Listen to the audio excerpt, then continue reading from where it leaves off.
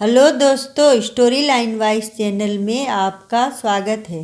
आज की हमारी कहानी है फेर समय का, जो कि प्राची अग्रवाल जी द्वारा लिखित कहानी है।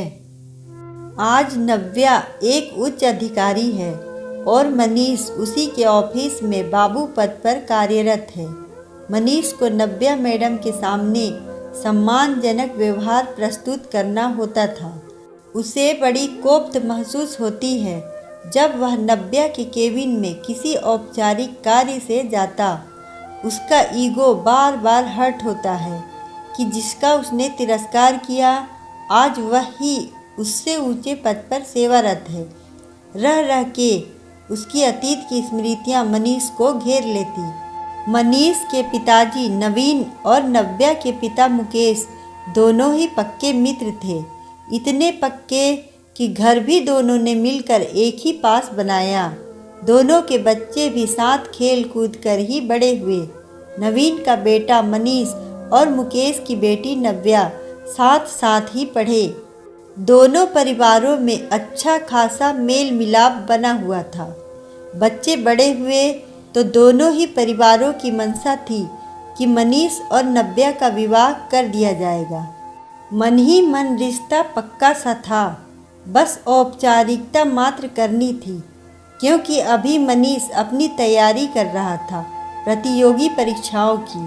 दोनों परिवारों का मन था कि मनीष की नौकरी लग जाए तो विवाह कर दिया जाएगा।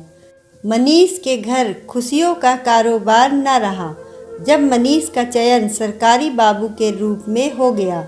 फिर क्या था, मनीष के परिवार की टोन ही बदल गई। गर्व अब घमंड में परिवर्तित होने लगा। नवीन का परिवार मुकेश के परिवार से उपेक्षित सा व्यवहार करने लगा। मनीष के लिए अब बड़े घरों से रिश्ते जो आने लगे थे। लड़का सरकारी नौकरी पर जो लग गया था। कहावत है न, सरकारी नौकर सरकार के दामाद जैसा ही होता है। मनीष के परिवार वालों में बड़े घर से विवाह करने के अरमान जागने लगे थे। मनीष भी नव्या से काम की व्यस्तता का बहाना बनाकर दूरी बनाने लगा। नव्या समझ रही थी, सब अपने परिवार वालों के दर्द को भी महसूस कर रही थी। आज नव्या ने पक्का निश्चय कर लिया इस बोझ बने संबंध को खत्म करने का। नव्या मनीष के घर जाती है तो सब उससे कन्नी सी काटने लगते हैं। नव्या कहती है, मैं यहाँ आपसे कुछ लेने नहीं आई हूँ, बल्कि आज़ाद करने आई हूँ आप सभी को इस रिश्ते के बोझ से। अच्छा हुआ जो गिरगिट की तरह रंग बदलने वाला इंसान जो मेरा जीवन साथी ना बना।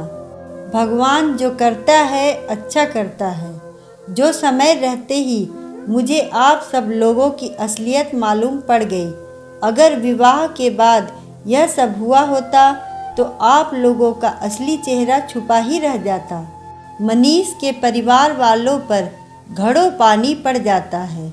नव्या तेजी से मनीष के घर से बाहर निकल जाती है, अपनी मंजिल को तलाशने, जिसका रास्ता किताबों से गुजरता है। नव्या अपने परिवार की तकलीफ़ों को समझती थी। उसने दिन रात एक कर दिए किताबों की दुनिया में। 2 साल के अथक परिश्रम के पश्चात उसकी मेहनत रंग लाई और उसका चयन उच्च सरकारी सिविल अधिकारी के रूप में हो गया।